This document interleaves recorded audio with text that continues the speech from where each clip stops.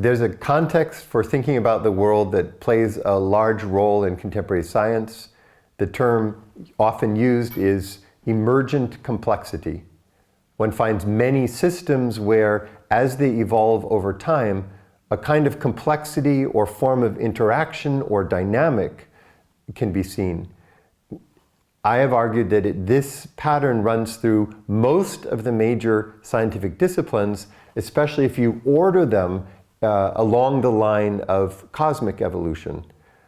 It's widely understood that the fundamental quantum features that we see in the original emergence of the universe give rise over the first 100,000 years, over the first 10 million years of the universe's history, to vastly different kinds of energies and objects, and then later large structures in the universe. Now, physical emergence, the emergence in physics, is very different from what you find, say, in the emergence of the first life forms. Here you have biochemical context, you have already catalysts that are working within a purely physical realm, and what happens is, we're not sure what, but something like a container that allows information to be stored, open to the world to bring in more materials, closing, and then this becomes a unit of selection.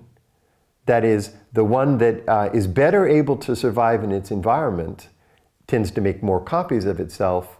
The one that cannot survive in its environment ceases. As soon as that dynamic gets going, you have an explosion of complexity.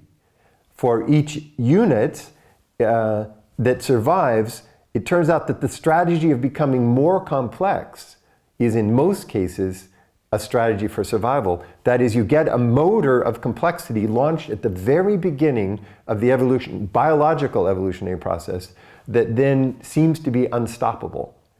We could trace the way that it works in single-cell organisms, in simple organisms, in their interaction with their environment, more and more complex plants, animals, the primates, and then finally human beings. Imagine what it is for us to be a primate with only slightly more complex brain than, say, a bonobo, who can conceive of the idea of Hogwarts in the Harry Potter series. Or I can conceive of what's happening on the sun now, even though light takes 8 minutes to move from the sun to here.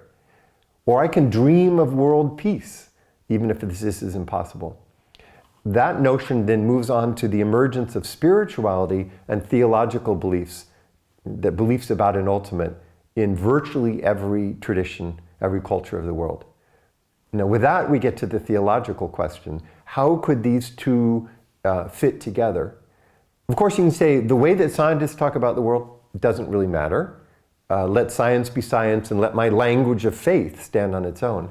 Far more interesting, though, is to find ways to connect the two types of language. Let me mention just a few areas where theology will be different if it takes emergence into account. Of course, you can have a world of pervasive change on the one hand, and an absolutely static God on the other. But I would find that a lot less coherent, a lot less satisfying intellectually than a God who is a part of this process.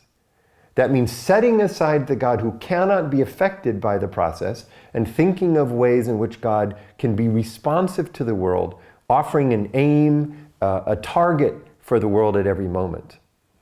This is an approach widely known as process theology, and I think that it's interesting. Another way that we can think that is to make sure that this process of the world does not stand outside of the divine, but it becomes a part of the divine presence, the divine experience, and even the divine being. And what that would mean is the school of panentheism, that the world is somehow located within God and is part of the way that we understand not only the manifestation of God, but also the life of God in the world. And finally, scientifically, we need an answer to the problem of reduction, and especially the problem that the world is seen as purely objective, without values.